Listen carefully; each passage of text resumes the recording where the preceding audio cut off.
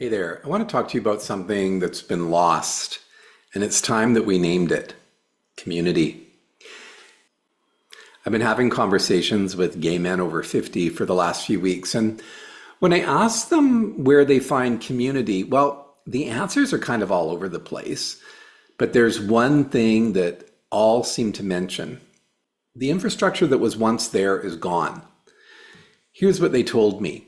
One of the guys said that when I was younger, the community was definitely the gay bar, or living in a building where there were lots of other gay men. There was an ease in having connections, and that seemed really prevalent.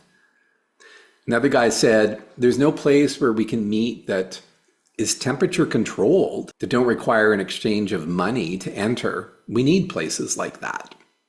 Another guy said, apps aren't as good a positive experience for social connections. Well, so here's what I want to say.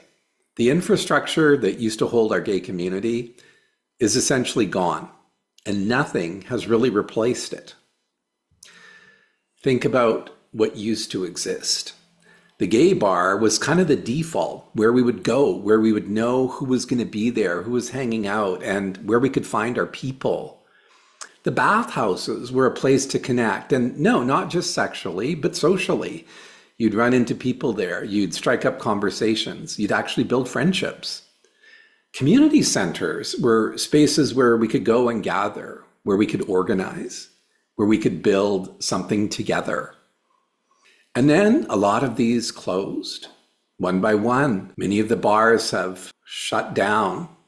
Many of the bathhouses have disappeared. And so many of the community centers are no longer happening. We're left with the hookup apps. Now, apps are great for some things, but they're not community. They're transactional. You swipe, you match, you meet, then you move on. That's not community. That's a marketplace. And here's a question. Where do we go now?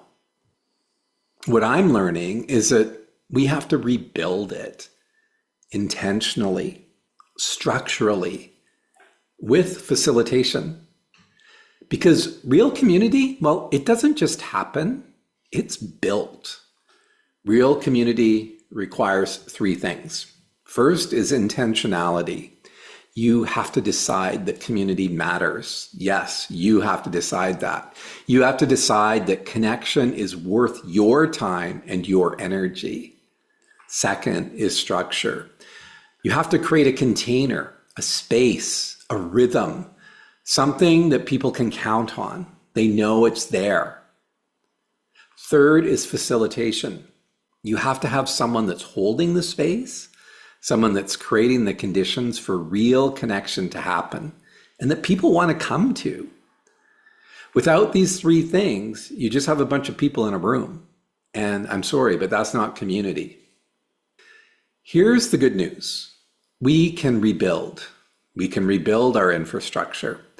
We can create spaces where gay men 50 plus can find each other, where we can do our work together, where we can feel alive together.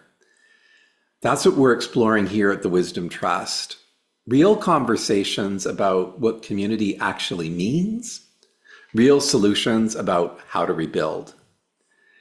If this resonates with you, if you're hungry for real community, not the hookup app version, subscribe to this channel, join our Substack, and join our school community.